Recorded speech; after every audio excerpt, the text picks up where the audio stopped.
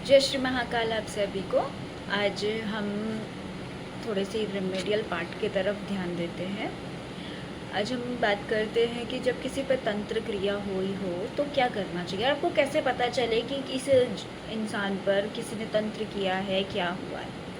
देखिए, पहले तो जिस पर तंत्र किया होता है उस इंसान का शरीर बिल्कुल बंधा बंधा सा हुआ होता है। उसको फील होता है कि जैसे उसको किसी चीज़ को करने से रोका जा रहा है। उसको बिल्कुल डर सा रहेगा हर समय, मतलब थका हुआ सा शरीर कि मैं सिर्फ सोया रहूँ, मैं किसी से ना मिलूँ, किसी से बात ना करूँ, ऐसी उसको फीलिंग्स रहेंगी। शरीर में अजीब सी बीमारियाँ मतलब आती जाती रहेंगी कि अभी ठीक हुआ, लगेगा, फील होगा कि मैं ठीक हो गया, उसके थोड़ी देर के बाद अभी फिर कोई ऐसी बीमारी होना शुरू हो जाएगी। मेनली पेट से रिलेटेड प्रॉब्लम्स उसको हमेशा रहती है, अपच जैसी प्रॉब्लम जो कि नॉर्मल दिखती है कि ऐसा कुछ नहीं है, बट वो बहुत मेजर होती जाती हैं। वो बिना दवाइयों के ठीक नहीं होती और उसके बाद भी थोड़े थोड़े दिन के बाद वो वापस आती रहती है। उस इंसान को या तो बिल्कुल भूख नहीं लगती या तो उसको इतनी भूख लगती है कि उसकी भूख शांत नहीं होती है। और एक चीज़ है कि नींद, जब भी ये नेगेटिव एनर्जी होती है आपकी, आपको जो चीज़ें शांत करती हैं, जो चीज़ें आपको ग्राउंडेड करती हैं, उन्हीं चीज़ों पर ट्रिगर किया जाता है। तो आपकी नींद पर, क्योंकि अगर इंसान ढंग से चैन की नींद नहीं सोएगा तो उसका शरीर काम नहीं करेगा, उसका दिमाग काम नहीं करेगा। तो वो चीज़ें की जाती है जब तंत्र क्रिया की जाती है कि उसके मन को वश में कर लिया जाता है, उसके मन को ख़राब कर दिया जाता है। वो इंसानों को नींद नहीं आएगी, उसके सोने का कोई टाइम नहीं होगा। या तो उसे बहुत नींद आएगी, बे टाइम खाना, बे टाइम सोना, बे टाइम सारे काम। एक गंध, अजीब सी गंध उसको महसूस होगी उसके आसपास। और अगर मान लो कि वो इंसान फिर भी ठीक हो जाता है तो जिस समय में वो ठीक रहेगा उस समय में उसके आसपास के लोग बीमार पड़ेंगे।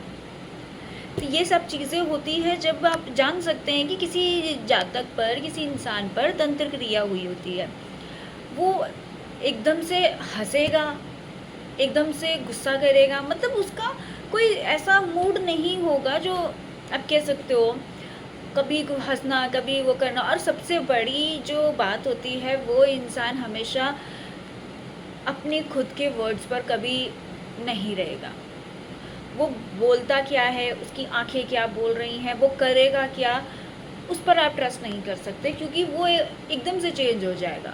उसको अपनी कही बातें याद नहीं रहेंगी, उसको वो चीज़ें कभी याद नहीं रहेंगी जो उसने गलती से आपके साथ बुरा कर दिया है, या आपको आप नहीं समझ पाए कि ऐसा क्यों हुआ, अकारण ही आप पर गुस्सा हो जाना, अकारण ही आपको कुछ भी बोल देना उसको, क्योंकि उसका दिमाग उसके कंट्रोल में रहेगा ही नहीं।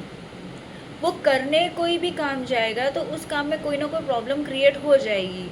भले ही वो बहुत अच्छे ढंग से काम कर रहा हो, बहुत ही सब कुछ बहुत अच्छी प्लानिंग के साथ कर रहा हो, फिर भी उसके काम में कहीं ना कहीं कोई ना कोई रुकावट ज़रूर आ जाएगी। आप ये सोचो कि आप बहुत खुश हो, पर वो इंसान आपके आसपास आ गया, आपकी एकदम से एनर्जी ड्रेन होने लग जाएंगी। उस इंसान की प्रेजेंस में आकर के कई बार आपके खुद के काम बिगड़ना शुरू हो जाएंगे, क्योंकि हम लोग एनर्जी से बने हैं। और अगर हम बहुत पॉजिटिव एनर्जी को लेकर के चल रहे हैं तो नेगेटिव एनर्जी आते ही वो आपस में टकराती हैं। एक तरीके का लड़ाई होती है ना, जैसे युद्ध, तो वो होता है। और हमेशा जानते हैं आप लोग की जो नेगेटिव एनर्जी होती है वो ज़्यादा पावरफुल है, क्योंकि ये कलयुग है। तो उस चीज़ लिए उसका असर आप लोगों की आम ज़िंदगी पे भी आपको नज़र आएगा, आपके घर में आपको नज़र आएगा, आपके आसपास की चीज़ों में, आपके बच्चों में आपको नज़र आने लगेगा, क्योंकि वो ऑरा है। हम सब लोग एक दूसरे के ऑरा से कनेक्ट होते हैं। तो जब वो नेगेटिव ऑरा है तो उसका ऑरा आप लोगों के ऑरा को थोड़ा सा मेलेफिक कर सकता है।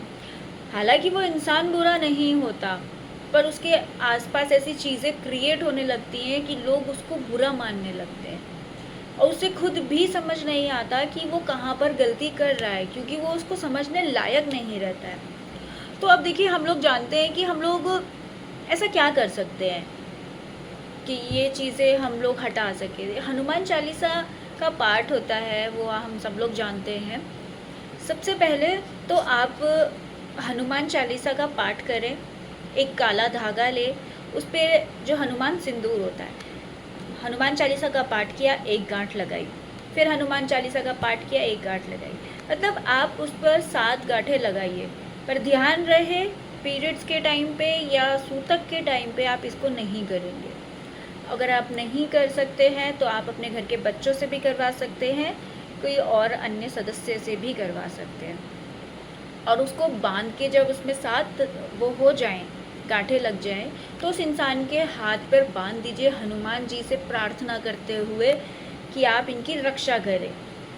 और जब बात बहुत मेजर आपको लग रही है कि चीज़ें नहीं संभल रही हैं, तो जैसे ही आप धागा बांधेंगे उसके 3 दिन के अंदर आप चाहे तो उन्हें किसी ओझा के पास या फिर किसी पंडित जो ये उतारा करते हैं, या फिर आप उन्हें मेहंदीपुर बालाजी लेकर जाएं।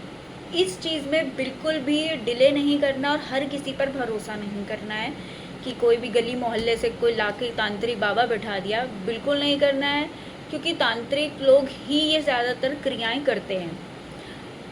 मैंने कहीं पे पढ़ा था, कहीं सुना था, मेरी कुछ दोस्तों ने भी मुझसे ये बातें बताई थी कि यह जो तांत्रिक होते हैं ये अपनी एनर्जी को रिलीज़ करने के लिए कुछ लोगों पे अपने ये चीज़ें भेज देते हैं ताकि उनका बोझ कम हो।